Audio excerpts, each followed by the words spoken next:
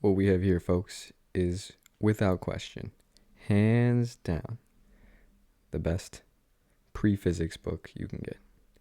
This will prepare you to take a general physics course. It will introduce you to the physical principles that underlie all of the high-yield concepts you'll be exposed to in your general physics course. So it's kind of like a pre-algebra class in mathematics, but for physics.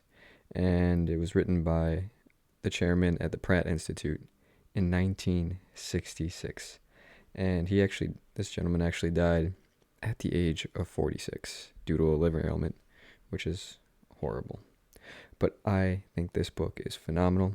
It is clear, concise, straightforward, and it doesn't distract you with complicated math. It doesn't introduce you to difficult problem solving. It just focuses on giving you a solid foundation for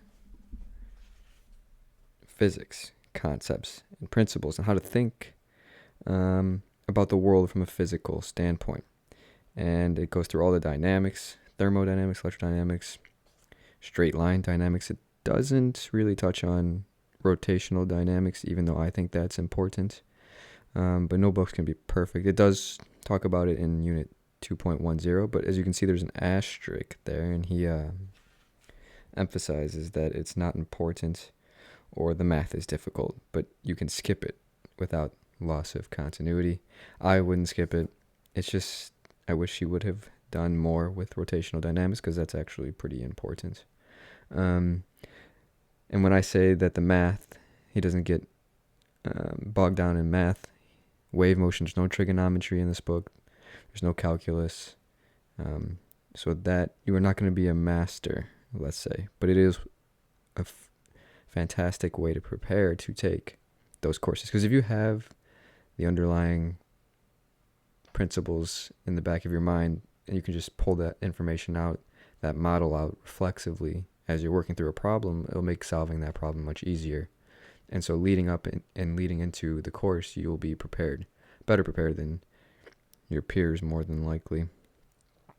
Section 6.4 and 6.5, he doesn't use the adequate expressions to properly explain those topics, in my opinion.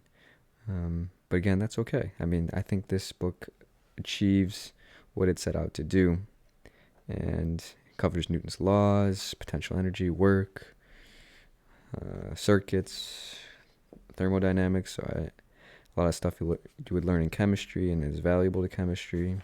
You learn in a general chemistry course, for example, vaporization and fusion, phase changes.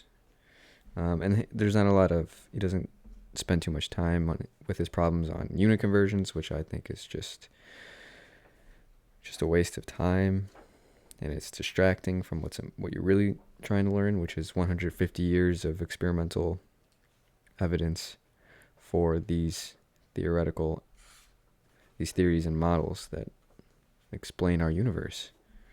The odd numbers have answers to them, and so as you work through the problems, you can at least check your answers, which is always valuable. And it's great that he took time to work through that.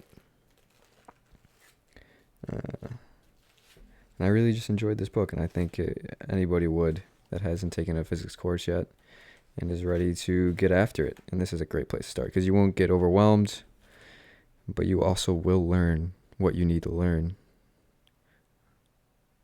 Yes, the node, antinode. Got waves, standing waves, and computing the wavelength. Cool. But yeah, fantastic book. Highly recommend it.